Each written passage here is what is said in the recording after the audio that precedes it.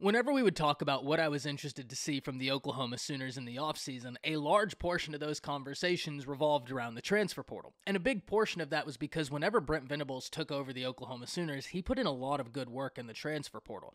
And now that we can fast forward a year, I was interested to see once this staff had a full transfer portal window at their disposal, once this staff had a real deep understanding as to the needs of their team, what moves would they make in the portal? Well, lo and behold, the Oklahoma Sooners have continued to make strong moves in the portal, and today we need to talk about the newest addition, as the Oklahoma Sooners get a coveted offensive lineman, Troy Everett, someone who many thought could head to Virginia Tech, but instead is heading to Norman, something we've got to break down. But before we can, as always, y'all know the drill. I have got to hear from you. Hop down to the comments, give me a Y for yes or an N for no. Are you excited that Troy Everett commits to Oklahoma? And let me know what you're thinking. If you're new to the channel, be sure to subscribe. Hit that bell notification. I do constant college football content. You don't want to miss any of it. And if you enjoyed the content, be sure to like and comment down below. Those interactions seem small, but they are massive to content creators such as myself, and both getting picked up and maintained by the YouTube algorithm, and we're on a push to 20,000 subscribers. I'd love to have you a part of this unbelievable community. But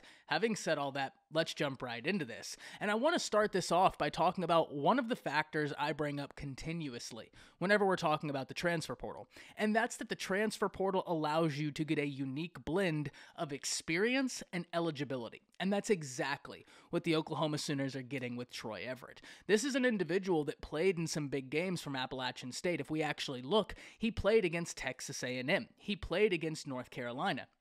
And we can talk about Texas A&M having an up and down season last year, but the one area of that A&M team that I've been saying for quite some time now, you have got to respect and take serious, is their defensive front. Just look at the recruiting they've done. Look at the names they have. I know some of those guys entered the transfer portal. It's still head spinning how much talent they have along that defensive front. And Troy Everett played a real good game against the Aggies, which if you're an Oklahoma fan, that's what you love to see. And at the end of the season, the Athletic pegged him to be on their second team freshman All-American team. So this is a guy that has obvious upside, and there's a reason multiple colleges across the nation wanted him whenever he decided to test the transfer portal. Now, one thing why this is such a good win, we talked in the intro about Virginia Tech being a college that many people thought Everett could transfer to. He's from the state of Virginia, so there's that hometown factor. But inevitably, Bill Bedenbaugh wins this battle because of what Bill Bedenbaugh is able to do on a year-in, year-out basis in terms of offensive line development. It seems like every single year there's an Oklahoma offensive lineman going to the NFL, and it seems like every time we turn around they're signing a contract extension in the NFL, which is awesome to see, but that's exactly why I'm not surprised whenever Bill Bedenbaugh gets wins along the offensive line. And this gets me into the second area I want to talk about, because whenever we're talking about questions I've had for Oklahoma, we've talked lightly about the offensive line, and a reason why I've never really gone down that rabbit hole is Bill Bedenbaugh, because on a year-in, year-out basis, even when you can have and pose legitimate questions, Bill Bedenbaugh seems to answer those questions automatically. So the Oklahoma offensive line, though we can talk about it, whenever we look at the head coach, you kind of give him the benefit of the doubt and assume he's going to figure it out. But there is an area on the Oklahoma offensive line that if you've tuned into the channel, we've talked about for about a year, and I continue to talk about it now. I am so keyed in and interested as to what's going to happen with that center position. There's been a continuous position battle at that exact position on the offensive line for quite some time now.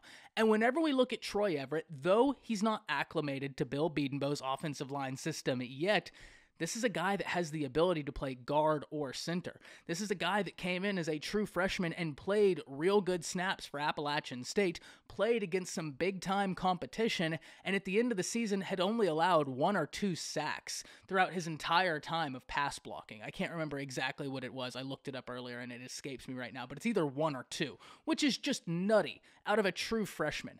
But the reason why I find that compelling is, could Troy Everett shake up that center battle? While I'm not going to say yes or no, because one thing we also must understand, it's difficult jumping into the fray as an offensive lineman, and though the transfer portal allows you to get guys you know have successfully made that jump from high school football to college football, he now has to learn the Oklahoma offensive line system, and Bill Bedenbaugh, He loves the versatility, which is part of the reason why I thought this was such a good addition. Whenever we're talking about a guy that has the versatility to play guard, to play center, it can help you piece together an offensive line because it can allow theory crafting and allow you to min-max what you're going to put out there.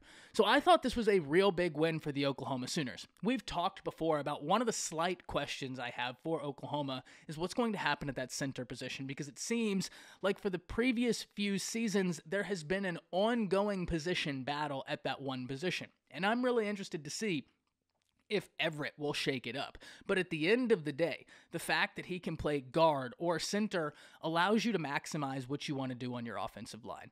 So Oklahoma has done some really good work in the transfer portal. We talked yesterday on the live stream not only about this, but my two biggest questions for the Oklahoma Sooners offense and their areas where they've hit hard in the transfer portal. We talk about the offensive line, and I've always led that discussion by saying, hey, Bill Bedenbaugh is there. Give him the benefit of the doubt. He's on a short list of offensive line coaches around college football that if you have them, I'm going to be willing to give you the benefit of the doubt and say, yeah, that guy's probably going to figure it out. You have Sharon Moore from Michigan. You have Kyle Flood. You have Bill Bedenbaugh. Those guys are probably going to figure out how to field a really solid offensive line, but the conversation still must be had about center, and getting in Everett allows you to maximize everything. The other area we've talked about for Oklahoma's offense that I'm going to be watching, and I don't say question as in I doubt their ability. That's never my intention when I say I question this. I am a curious person in terms of wanting to know what things are going to look like by nature, and because of that, I'm really interested to see what the Oklahoma wide receiver room is going to do. And this isn't a new conversation. This is a conversation we've had multiple times. I love Jalil Farouk. He's one of my favorite prospects in the Big 12 and in college football because every time I rewatch Oklahoma's season, it gets more and more apparent to me that Jeff Lebby loves what he brings to the table. They use him as a chess piece everywhere. And the reason why I love that so much, not only will that open up opportunities for Jalil Farouk because you can put him in advantageous matchups, but it also opens up opportunities for everyone else. One of the great touchdowns Oklahoma had last year was off of a motion where they continuously ran the same motion, but on the third or fourth time, they hit an orbit motion instead where the guy was going across, stopped, and came right back around. Well, the defense had seen this play so many times, they got so sucked up in the eye candy that you had a guy just run a wheel route right over the top of the defense and Dylan Gabriel hit him over the head for a touchdown. That type of eye candy, that type of flexibility to have a guy where you're going to just start moving him all over the formation to where later in the game a defense has to remember, okay, they've done this before, we need to start accounting for this. It opens up opportunities for everyone. But my big question for the Oklahoma Sooners is I don't question Jalil Farouk.